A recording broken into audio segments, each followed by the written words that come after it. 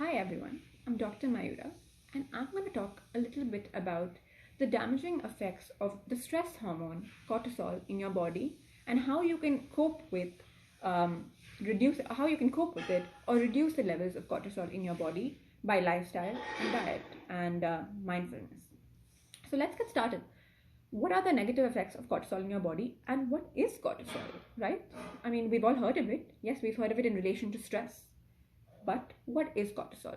So let's think of our body like a car, our heart like a car. We need to rev and accelerate in times of need to go faster to reach our destination. But our car shouldn't be constantly revved and in overdrive because that is going to spoil and ruin the mechanics of our car. Similarly, the body needs cortisol when you're in a situation of fight or flight. But when cortisol in the body is constantly dysregulated or in overdrive, then it depletes the sources and it causes adrenal fatigue. So the cortisol levels dysregulate. Now, let me tell you about what cortisol is. Cortisol is a stress hormone produced by the adrenal gland, which is a little gland over the kidney. So it is produced in response to stress or in response to where you need to fight or fly in a situation, in an acute situation. Now, what happens when we have chronic psychosocial stressors, especially mental stressors that we face today as human beings? We're not able to regulate the cycle of cortisol. Maybe in 100 million years, we would have adapted to regulate to mental stressors as well as just that lion coming towards us or that the time we need to run as animals. But now we can't do it yet. So this dysregulates our cycle. Now, cortisol is a hormone which, as I said, is released by the adrenal gland. The loop is that it starts from the hypothalamus. The hypothalamus sends a signal, which is by CRH, another hormone, to the anterior pituitary, which is another part in the brain. The anterior pituitary then sends another signal via another hormone called ACTH to the adrenal gland saying, hey, this is time to release cortisol because we need to fight or fly. Now, what happens if there's too much cortisol in the body? In a healthy system, the cortisol will send a negative feedback to the hypothalamus saying, hey, there's a lot of molecular cortisol hormones in the body, so stop sending those signals. So it negatively inhibits that feedback. But when it's dysregulated, that does not happen. So what are the symptoms of having a lot of cortisol or too little cortisol, fatigued cortisol in your body? So have you ever seen that you're gaining fat in your midsection? You're not able to do anything and fat is just accumulating in your midsection. You're putting on weight when you're trying to exercise. You are not sleeping well. You have brain fog during the day. You've noticed an increase in your blood sugar. You've noticed an increase in your heart rate, your blood pressure, and you're getting more and more infections. And you don't know why. You think you're eating healthy. You have not faced any other problems. So this could be a result of cortisol in your body, which is dysregulated too high, or it's fatigued and it's become too low, which is called cortisol receptor deficiency, when they become exhausted from the overstimulation. Okay, so let me talk about the damaging effects on the heart first and on the body. So on the heart, now the heart is constantly pumping blood.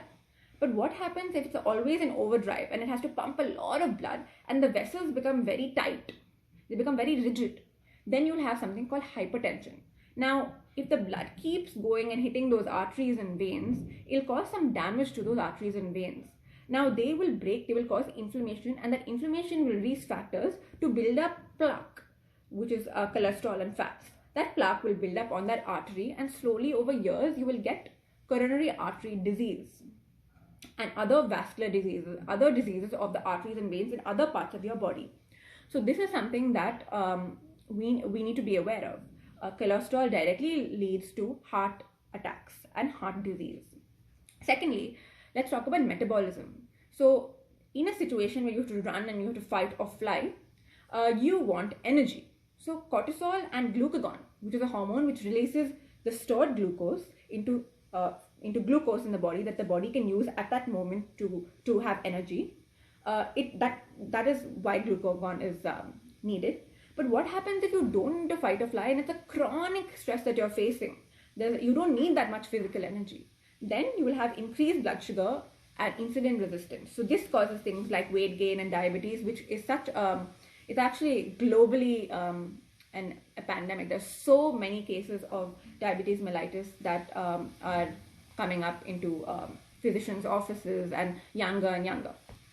So now let's talk about reproductive abilities. Cortisol has an effect on your reproduction, your fertility, especially in women.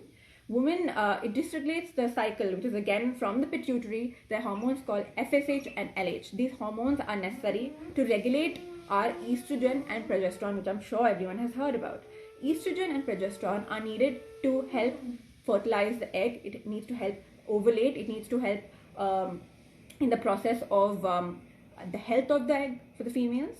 So now if these hormones are not in sync, then you will have issues of infertility. And so this is again more and more common. I mean, you can ask yourself how many cases of infertility we hear about daily. Now in men, it doesn't have as much effect on the sperm as compared to the egg, but it is one of the leading causes of erectile dysfunction. So this when you're in this high cortisol level, your blood is going to all the core parts of your body, and it's not going as much to the appendages. So there'll be decreased penile blood flow, and that causes ED. So there are more and more people coming to the ER with erectile dysfunction caused by stress more than anything else. Let's talk about the immune system. Now the immune system is it's either with high cortisol, it's in overdrive, or it gets so completely fatigued that it completely shuts down. So either one is extremely bad for you. Now what happens if your immune system is in overdrive? So what happens is that you get autoimmune diseases. Your body starts attacking your own body. For example, things like arthritis, psoriasis, they spring up when you are extremely stressed. So stressors, they aggravate or they exacerbate or they start autoimmune conditions. Now what happens if the immune system says, hey, I've had enough, let me shut down? Then you will be more susceptible to all kinds of infections. So have you ever asked yourself, oh God, I'm always falling sick. Why is it? I haven't done anything wrong. I put the correct food in my body. Why am I falling sick? Maybe it's due to those stressors that you have not been addressing or taking into consideration. Maybe it's in subconscious stressors. So they have actually shown that they took a bunch of students and before an exam, and they took some students not when they were relaxed, and they made a small wound in their their hands, and they saw that wound healing was much slower in those students who were going in for an exam. So they've actually proven that stress decreases wound healing. Now let's quickly talk about the behavioral aspects. So high cortisol causes depression, anxiety, addictions, irritability, anger, and all of these kind of behavioral aspects. Why does it cause these kind of behavioral or mood disorders? It's because it affects parts of the brain. It affects your hippocampus, your frontal cortex, and it affects your amygdala. So your hippocampus is for memory and learning. Your amygdala is for fear and phobias, and your frontal cortex is for rational judgment, for executive functioning, for impulse control, etc. So now if it affects the frontal cortex where there's a lot of serotonin production, it's going to reduce your amount of serotonin production. And it affects the frontal cortex where there's executive functioning, rational judgment, then in an addiction cycle, you won't be able to cope properly with more stressors and get back in the cycle of addiction. So these are all important things to think of. Let me quickly talk about ways that you can reduce your cortisol and maintain a good healthy lifestyle. So there's something called perceived control. Take back control in your life. When you feel like you don't have control in your life, then you start this cycle of excess cortisol starts up, and chronic stressors. You need to take back control in a small environment, even in a small environment where you can. So if it's in your family, if it's with your dog, if it's doing a small project at home, take back control. Show that you have control. Secondly, an optimistic thought process is proven to have improved levels of cholesterol. When you start, maybe by CBT, start thinking more optimistically and laugh more and have a better temperament altogether. That is shown to really improve this. Also, we talk about mindfulness, meditation. Meditation is really shown to improve cortisol because it makes you think it actually has physical effects on the body as well as the mental, because it calms your mind, it reduces blood pressure, it reduces heart rate, it calms you altogether, and it has impacts on the brain which are even now being studied. What about going for a massage, taking some time for yourself, meeting your friends, getting some acupuncture? All of these things have impacts. Now let's go to exercise. You need to exercise. I don't say over exercise, but that can increase cortisol, but exercise 20 to 30 minutes every day, a minimum, to stimulate your cortisol. Yoga, things like yoga nidra when you're feeling anxious, and yoga breathing techniques, all of these are extremely important things that you should explore. Now let's talk about relationships. It's proven that a good relationship increases your lifespan, increases your immunity, and increases your mental and physical health. So be in healthy relationships. If you're in a toxic relationship, step out or try to go to therapy to make it healthy. The friends you surround yourself and the company you surround yourself has to be positive, it has to be healthy, and that can really positively impact your life. So choose a partner wisely, choose friends wisely. Also, I would say remove stressors, such as if something like social media is stressing you out, if the news is stressing you out, don't watch it, or watch it, maybe take some time, say 5 minutes slot a day, to check on those things and stop during the day. Music helps, good relaxing music. Now quickly, let me end with diet. Diet is extremely important, as we know. So reduce sugar in your diet. Sugar causes inflammation dysregulates the cycle. Improve your water intake. Dehydration is also shown to cause a reduction in a dysregulation of the cortisol cycle. Try to avoid stimulants like caffeine. Instead, try to replace them with things like green tea and chamomile tea, and maybe a small piece of dark chocolate, which have shown to improve. And also reduce processed foods.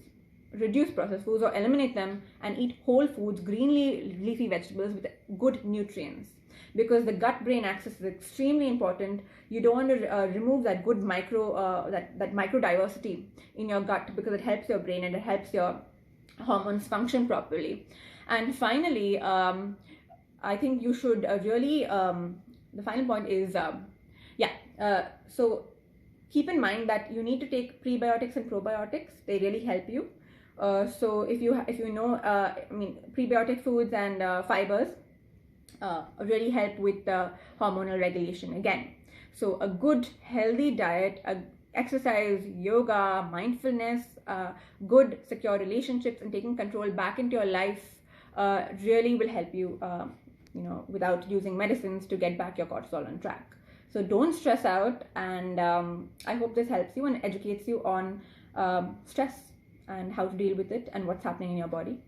Thank you, and if you have any questions and want to know more, please let me know.